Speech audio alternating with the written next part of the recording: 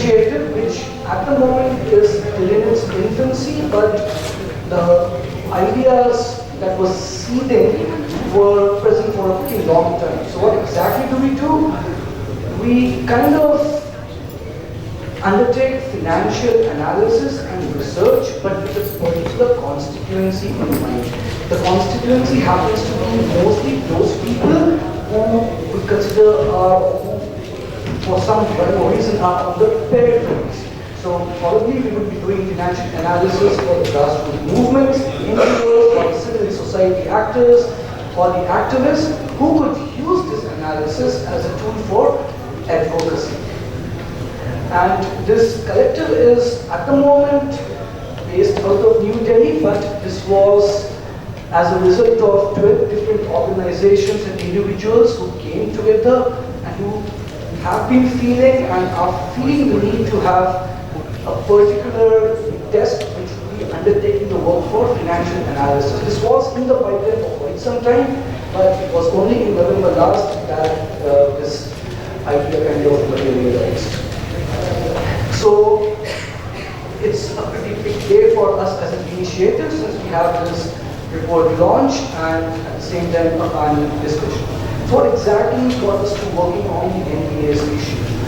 For that, I would like to give credit to one of my friends, Anil Tharayal-Vartis, who last year came up with the idea as to why not come out with some sort of an analysis on the NPAs. It's not new that NPAs have not been featured in the media, but what really has happened is the media reporting of NPAs somehow tries to address a pretty elite crowd. But people who are on the margins, on the peripheries, they've been hearing about it and they've been asking as to what exactly is NPAs all about. So this report is basically a culmination of what we had planned then in last December. The novelty of the report lies in the fact that it's going to be used as an advocacy tool, which will be taking it to different parts of the country and in different languages. So now I call upon Nishank, who happens to be the author of this report, to come and talk about the report. Since we are running really short on time, Nishank, 7 minutes to 8 minutes. Hello everyone. So I'm thankful for the opportunity to share about the report which has come after after long hours spent in the research. But as Himanshu rightly said, it's more than a research document. It was targeted as an advocacy tool, especially to take forward the issue of NPA to the larger audience. Because it's not that the news on NPAs have been coming only since the last year or so. They have been constantly coming in the media, but thanks to Vijay Mallya, the news has shifted from business page to the front pages. And everyone is suddenly so curious about why NPAs have increased so much, why banks are not doing anything to address it, are the government taking enough measures to address the issue. So it becomes imperative that first people should understand as where does the NPA should stand, why it is a problem for not just the banking industry or the India end, but also for the general masses, like as account holders in the banks. Why should we consider about the issue of NPAs? Is it like when we are vesting our faith in the banks that they will be working for the interest, in the best interest of the people? Why it is that banks have, as the data suggests, like it's not we are saying that banks are not working in our interest, but as the data suggests, they have been involved in some kind of a reckless lending, which shows that the more and more data on NPAs have been shifted towards the non-priority sector, as we said. Because earlier it used to be that everyone was saying that because of loan waivers imposed by the government on public sector banks, the banks are struggling with NPAs, and farmers are taking loans and not repaying it, which is adding to the NPA crisis. But over the past few years, the trend has changed, and a majority of the NPAs are now being contributed by the non-priority sector. Now, one problem is that there is a huge limitation of data available in the public domain, which restricts our research to some extent, in the sense that if you want to say how much the big companies are contributing to the NPAs, You want to know it, but banks are somewhat shy to share their data, saying that we share a fiduciary relationship with our customers, and we need to protect the secrecy of our loan borrowers, and so we cannot disclose this data. So the question is, what interest does it serve for the public? Like if the banks say that because of the RBI Act, Banking Regulation Act, and some other acts which legally prevent them to share the data on the account holders, whose interest is it serving? I mean, so basically we tried to raise these kind of questions in the document. The data which is, I'm not going much into the numbers here right now because it's anyways given in the report, and the data is primarily taken from Reserve Bank of India database and the annual reports of various banks. But we have constantly pointed out as how the data on NPAs is quite limited. Like what we are seeing is only the broad figures, but it's high time that more specific data should come out on NPAs. Banks should not shy away from disclosing this data, but even when in December, when a Supreme Court case was going on and RBI when it handed over a list of willful defaulters to the Supreme Court, it said that please don't make the names public as it will impact our economy. Business interest will be affected. So somewhere we can see that there is, I mean it's not an allegation as such, but somewhere there are efforts to protect the loan defaulters who have taken the loans from the banks and not repaying it. So it's like, it reminds me of a quote from an American industrialist, J. Paul Getty, which I'm slightly Indianizing it, which says that if you owe 1 lakh rupees to the banks, it's your problem, but if you owe 1,000 crore to the banks, it's bank's problem. Banks start acting like victims. They say that, okay, this person has taken so much loan from the banks and is not repaying it, what should we do? The best case is the case of Vijay Mallya, as we all know. But the question is that why banks have got into such a mess at the first place. Like when banks took the collateral of Kingfisher branding, King of Good Times by Kingfisher as collateral for worth 4,000 crores, were they not thinking that what will they do if the Kingfisher Airlines doesn't repay our loan? And especially Kingfisher Airlines never posted in profit. So I mean, I don't want to get into too much details of Kingfisher because it's just one of the few examples. So there are several such companies which are taking loans from the banks and not repaying it, but they are not come out that much in forefront. So, like one of the data released by the government says that the NPAs in March 2007 were somewhere around 50,000 crores, which have jumped to 5,40,000 crore roughly by March 2016, which is a humongous increase. And the data of NPAs of public sector banks is much higher than the private sector banks, which we have talked a lot in the report, highlighting as how the lending practices in the public sector banks should be under much more scrutiny than as how the private sector banks are dealing with the NPA crisis. And we have also, as I cited, we have did a comparison between the priority and non-priority sector. And as I mentioned that we don't have the data on how much the corporate sector is adding to the NPAs currently. So we have mainly shared about how the growth of corporate debts have swelled up in the last few years.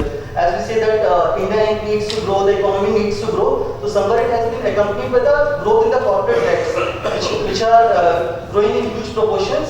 And this seriously raises questions on the due diligence of the banks, as when they're investing in the huge projects and when they're giving loans to big companies, what collaterals they are taking at play. So one of the findings also says that there is an increasing trend of virtualization of assets. Like for a normal person, when you want a loan from a bank, you need to, like say, mortgage a property, you need to put your jewelry with the bank to get a loan. But when the companies are taking loans, they're mainly pledging the shares of the promoters, shares of subsidiary companies, and like the case of brand names. So we don't really know what companies are giving as collateral when they're taking loans from the banks, which needs to be which needs to come out in the public. So we have come out with some recommendations saying that the loan details of the banks above a certain amount, which can be deliberated as how much it should be, but let us say any loan above 100 crore should be disclosed in the public as who is the borrower, on what basis the loans are being given, what is the track record of the borrower, and whether the loans are restructured at some point. So there has been a lot of attention also on the restructuring process. where when the companies are saying that okay, we are not able to repay the loans, what should we do? Then the banks say, okay, don't worry, we'll restructure the loans for you so that you can pay it later. So how restructuring is pertinent to the issue is that it hides the true situation of NPAs, because for the banks, when they restructure a loan, it doesn't appear as NPA for the banks. So the situation is different for them for a few years, but there are a lot of documented evidences where the restructured loans have eventually turned into NPA. So it is more of obscuring the problem than actually addressing it. And the different steps taken by the government also needs to be questioned, whether it is about the debt recovery tribunals, whether it's through asset reconstruction companies, or the other kind of fancy restructuring mechanisms which are coming up, whether it's strategic debt restructuring, 525 refinancing schemes, and even the capital infusion being done by the government, as how much these measures are actually addressing the issue of NPAs, and should all of us be more concerned about how the NPA figures can be kept in check, or the NPA problem should be put under control, or whether we should look more into the lending practices of the banks, as how banks are approving the loans at the first place, on what grounds they are approving, and why they are not, why they are shying away from disclosing such details, because somewhere it's companies don't want them to be exposed, and it gives them a free hand to take more and more loans from the banks to go for their expansion. So, and like as I said, the quality of collaterals is questionable, which is also discussed in the report. So, in terms of the recommendations, we have mainly categorized them in two parts. One is on transparency and one is on accountability, where we say that the accountability should be achieved through the transparency. So, we are emphasizing on the disclosure of the loan details, on the restructuring deals, on the NPA figures like account wise, like which account is adding how much to the NPAs. AIB has definitely taken a big step in terms of disclosing the name of willful defaulters, as Venkateswaran sir will say, but this is not a voluntary disclosure by the banks themselves as an institution.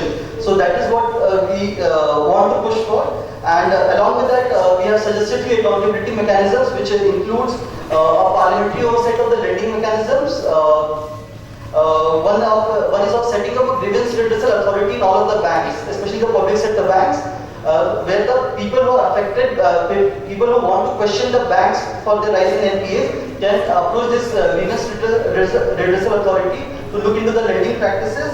And one is of the increased regulatory powers for the RBI. People very much praise RBI as playing a very active role as a regulator, but there are still some shortcomings, and if any legislative changes are needed, that should also be implemented to make sure that RBI gets more teeth for acting as a better regulator. And along with that, there are some recommendations on regulating the NPAs of the NBFCs, non-banking financial companies, which often don't come under much limelight. And one is that SEBI as a regulatory body should also make it mandatory for the companies to disclose their sources of funding, where they have, where in the annual reports the listed companies should mention as they have taken loans from which banks and what quantity, so that the onus is not just on the lenders but on the borrowers also. So this is broadly few of the areas which we have touched in the report, and as you can go through the report and see the data compiled in it. But again, I will say that the data, our analysis could have come out much better, provided we had data in hand, which we are seriously lacking. So it's our demand also that more data on NPA should come out in the public, and which I think summarizes the report to an extent. So thank you. Professor Chandrasekhar, he has the knack of trying to get into a language where we can understand the most complex of financial and economic issues, and we have had that opportunity of understanding the nitty-gritties of finance thanks to him in the past as well. And he is someone who believes in engaging with the civil sector, so that the civil sector is equipped to understand what exactly finance is, how do we go about finance, and how do we tackle finance or financial instruments. So it's with this that we begin the panel, and I call upon request Professor Chandrasekhar to please come. Thank you. I didn't expect to be the first speaker, I must say. I don't want to go into the details of NPAs, the volume, the rapid increase, particularly in recent years, in fact over the last 2 years. All of that I think is in the report which I've seen a draft of. So what I just want to, in the 8 to 10 minutes I have with me, I just want to make the the following 2 points. The first is when we confront NPAs of this kind, where there are very large loans given to corporations which otherwise have a brand and an image which make it appear that they're extremely successful, and at one point of time it becomes clear that that they were actually defaulting on their interest and amortization payments. That in response to that default, the banks, consortium banks, had got together and tried to restructure those loans. Terms of that restructuring becomes clear. And finally, that there is, as in some instances, there can even be a collapse in which the banks virtually have to write off much of what they expected to get out of this company and firm. And as I mentioned, Kingfisher, there are many others who are typical examples. Now, when we confronted with that, the tendency is, of course, to look at the nexus which exists between, let's say, the state, the loan officer, the bank manager, and the borrower.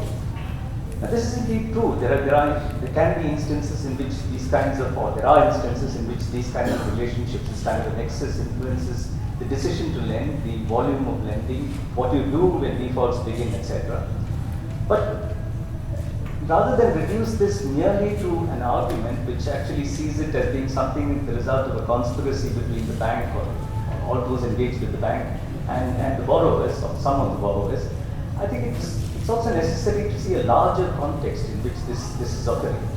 And that context, I think, has 3 or 4 elements to it. The first, of course, is a context in which we had decided at one point of time, post mid-1990s, to really create a situation in which it is possible to restructure debt by going to the corporate debt restructuring cell. We, of course, now have a bankruptcy code and so on. The idea was that when firms find it difficult to be able to meet their debt, their payments commitments, their debt service commitments, they should not be pushed into a situation where they are forced to close, because that has other ripple effects and externalities. What we need to do is to try and give them an opportunity to be able to restructure their operations, buy off a certain part of their assets, etc., and come back to profitability. And therefore, it should be a joint sort of project of the lender as well as the borrowers to actually try and ensure that we don't have too many failures, because failure after all results in social waste. So there was the whole idea of creating this corporate debt restructuring cell, which in some sense was trying to say that we should be careful not to penalize those who are unable to pay, because there can be circumstances outside their control which undermine the competitiveness of firms. The second change which I think occurred, which we must take into account, is that if you look at the information on the period during which you had an acceleration of deposit growth and therefore of lending, because if there's an significant increase in deposits, banks cannot sit on them.